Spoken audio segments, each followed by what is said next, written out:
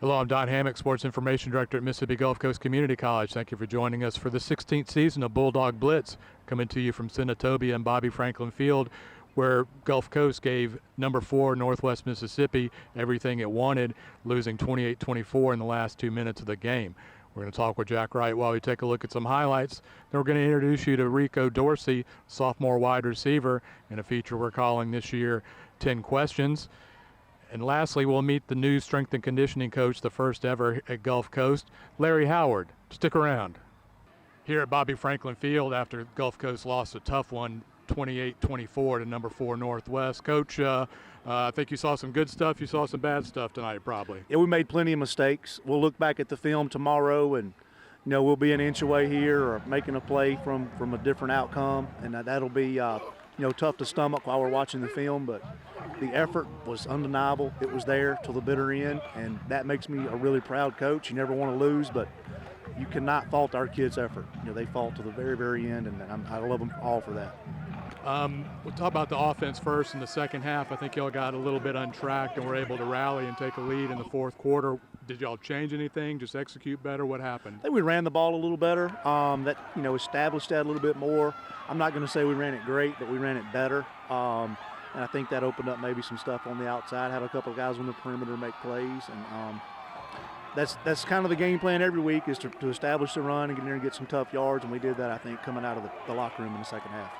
I thought Pat McQuaid did a pretty good job first time in the league, and he might have had some drops from some receivers. There were some yards left out there that y'all could have probably gotten, but I thought he showed himself well. Pat had a good night. He was under some pressure early. They've got some really good players on defense, and it showed in some passing situations especially. So he performed well. It's a tough, very, very tough matchup for your very first college game, and I think he performed very well. And I thought the receivers did a good job too. And you mentioned the offensive line after some struggles early, like you said. I thought they got things cleaned up. We're young there. We knew we were going to you never have a clean game no matter how good you are on the offensive line. We've got talent. We've got young, big guys that can move. They got to get out here and play, and playing versus an opponent like this is only going to make us better. We knew we were going to have some mistakes tonight, and I think we had fewer than I thought we would, considering the youth that we have up there. And I think y'all played a lot of guys up front too, offensive line. I know I saw several twos in there as well. The first half, the defense got put in some tough spots. And in the second half, they were able to bow their necks, especially inside the 10-yard line. They were really great tonight. Yeah, I mean, our defense, they were in some bad spots, between special teams and offensively a couple of times. We put them on a short field, and give Northwest credit. They took advantage of that, being able to have that short field. So that's going to happen. We've got to try to minimize that. We've got to go break down as coaches exactly why that happened and try to prevent that from happening again the rest of the season. I thought a lot of their problems were kind of game one problems, not getting lined up right, not being ready for some of the quick stuff they did late. That's typical game one stuff. Right, it is. We lined up late. They've got an experienced quarterback. He's played a lot of college football. They got a little tempo going on us there late in the game, and we were a little gassed. And you got to give them credit. They took it down the field on that last drive and won the game with that long drive. They were able to execute late in the game. I thought y'all's special teams were pretty good. You gave up one punt return that hurt you in the first half, but Gabe Showalter, I thought, kicked the ball well. What did you see from special teams? Yeah, special teams really good. We finally got, I think we got a touchback tonight. That makes kickoff coverage very easy when they have to down the football. But pretty pleased. I think we struggled a little bit covering kickoffs and punts early. But later in the game, I think that was very good. I think we pinned them deep down there late. Didn't help us much. They wound up scoring anyway, but we did have them pinned down there deep. But very proud of our special team job. Yeah, Gabe kicked a knuckleball down there at the end and had them starting at the 4, and they made a couple third down conversions, I think, coming out of their end, and were able to go down there and make the play. This is kind of a typical, game one where you got a lot of things that you can talk about and Right. get cleaned up. So I'm sure that's what A y'all lot be of doing good, this a week. lot of bad, but a lot of low lights, a lot of highlights, and so we've got to get in here and watch the film. And these kids have got to really buy into the fact that any mistake they make can be fixed, and we can do better next time. And we got to get more people on the field. We had a few young guys just because of the nature of playing a really good opponent didn't allow us to play some of our younger guys, especially on offense. That I'm thinking off the top of my head. So. We got to do a better job of getting those guys developed in practice this week and get them ready to play next week. The other thing this game did, I mean, you come up here to number 4 team in the country, give them everything they want. We got to make another long road trip next week. The guys are going to know exactly what's ahead of them heading up to E01. What are you expecting up there? Another tough opponent. I mean, we've got the toughest schedule in the country. We've got 3 great teams out of the north, and the south is always stacked. And so I'm not surprised by anything. We're going to have more games just like this, where it's just going to come down to the end, and our kids have got to be in shape, and they've got to focus and be prepared to play at a high level every week. Thank you, Jack. Yep.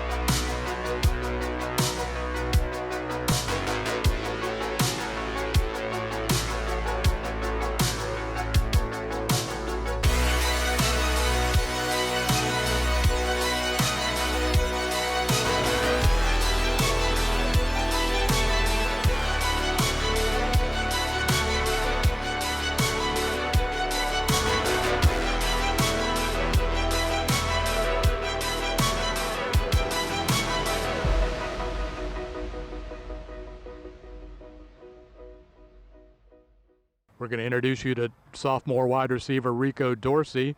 Hang around for 10 questions, and especially stick around for the 10th question, where we'll learn about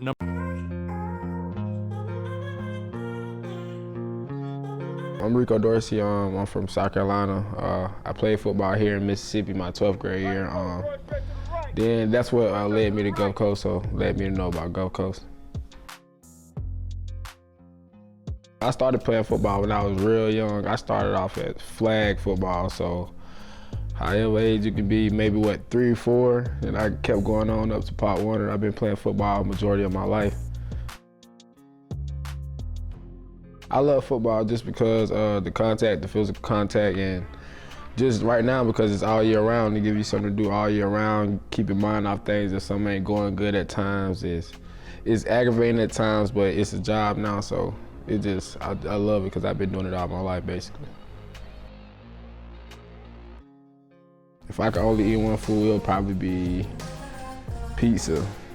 Every day I like pizza. 3-meat pizza. It gotta be 3-meat, bacon and sausage. Coach Bam, he a good guy, he a hard guy, he get on you a lot. Coach Bam helped me a lot when I got here. He stayed on me about my grades, football on and off the field. I really look up to Coach Bam, like his work ethic is crazy. If I wasn't a football player, what would I be doing? I'd probably be trying to get my CDL somewhere, or trying to get on the truck or something, but I'll be doing something productive for sure. My favorite sports movie would have to be probably Waterboy. Yeah, Waterboy, that's a football movie. Yeah, I used to watch that over and over growing up. My favorite superhero would have to be my mom, probably just because she's taught me a lot and she let me grow up a lot by myself. And she didn't be too hard on me. She just let me grow up and taught me the right way. First I would thank God, then I would probably thank my mom, and then I got a bunch of coaches that got me to this point. I got some coaches that I stayed with. I got a bunch of coaches, so that's why I say football has been big in my life, but the coaches that brought me around, it just helped me be productive. Like Coach Bam, I got a Coach Derek White from high school, his family, the White family. That's why I'm here in Hattiesburg. That's how I know about MVCC. I was born with 6 fingers. I got one of them cut out when I was a little kid. You got to kind of see a little nub right here, but I had like a little finger coming out right here. One of the big pieces of news at Gulf Coast over the summer was the addition of Larry Howard, the first ever strength and conditioning coach at Gulf Coast. Let's meet Larry Howard and take a look at what he's doing to improve student athletes in all of our sports. Well, my name is Larry Howard. I'm a kid from the south side of Chicago. Been an athlete my entire life.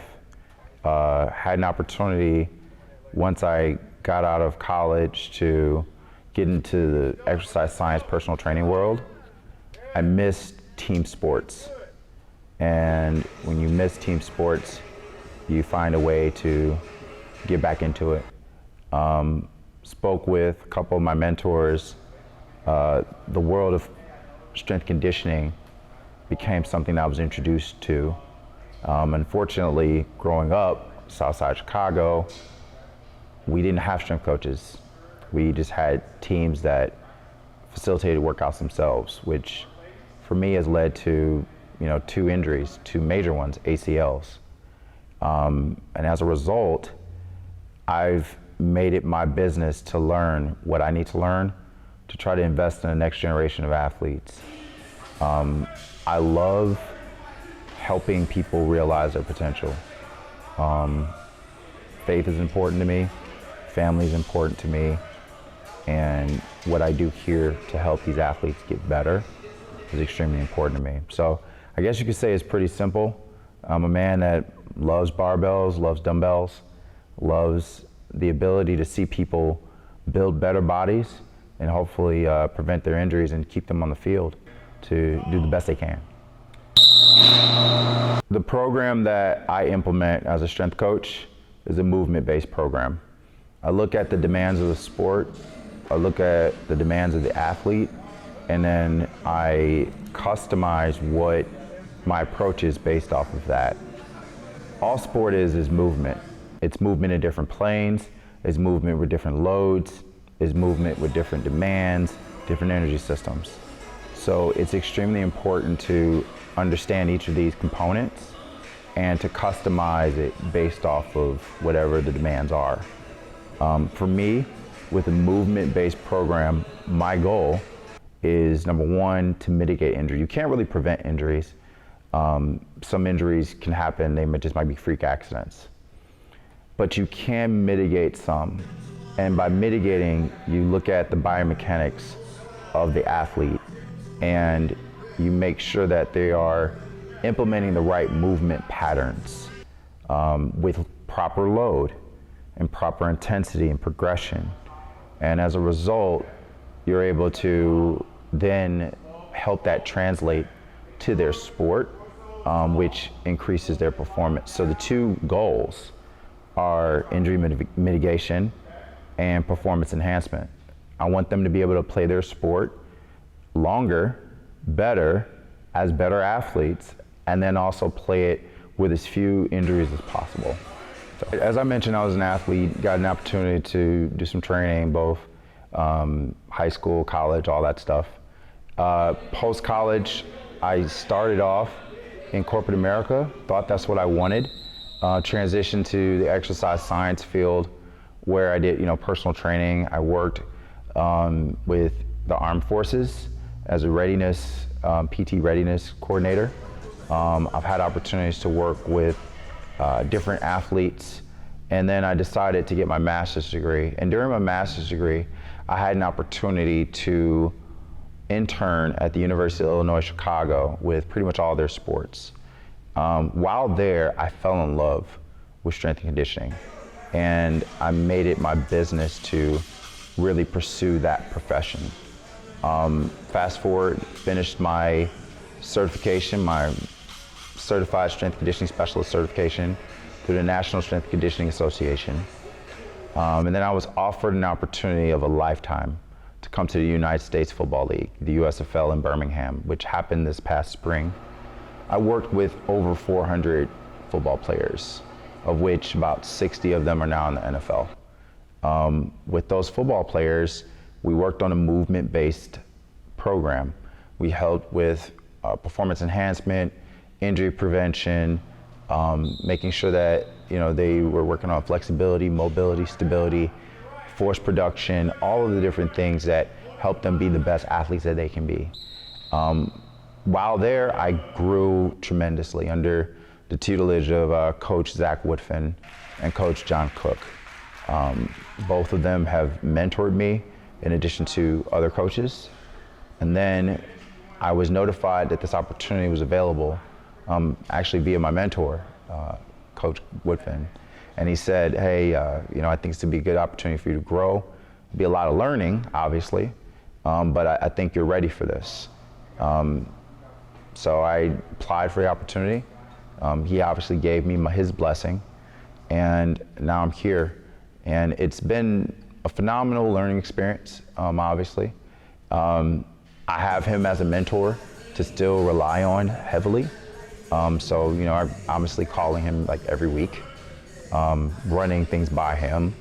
I have a phenomenal network of coaches, and we all support one another to make sure that we're all doing things that are scientifically sound and that we're kind of checks and balances. I believe that iron sharpens iron, and I'm fortunate at this space in my career to be around a bunch of iron. A lot of the mobility work that I do is very new. A lot of the recovery work that I do is very new. We've brought in tempering rollers. That's something that I don't think any sport here has ever seen. It's something that we used a lot in the USFL. A lot of the accessory work that we're doing is new. I'm fighting, and we're now making progress with Optimum Nutrition to get shakes for our athletes, protein shakes, so that they're getting proper recovery. I've met with polar heart rate monitors. They've sent a couple units, about 4 units here with heart rate technology for us to use on our athletes. And that's actually been very interesting because we have a couple football players that are injured, but we have to make sure they maintain a level of conditioning. We're able to do that through heart rate technology. So this gives us kind of a bit of an edge where sports science is not really something you see at the junior college level. You see it more at the Division I, Power 5, and professional level. We're implementing those types of things here. Meeting with different companies such as Ached Away. We're gonna have some information out with them where we're partnering with the training staff to make sure that we have Bluetooth cuppers and massage guns. And I think the overall training philosophy of this program in making sure that we are a movement-based program, that we're building a solid foundation for every single sport.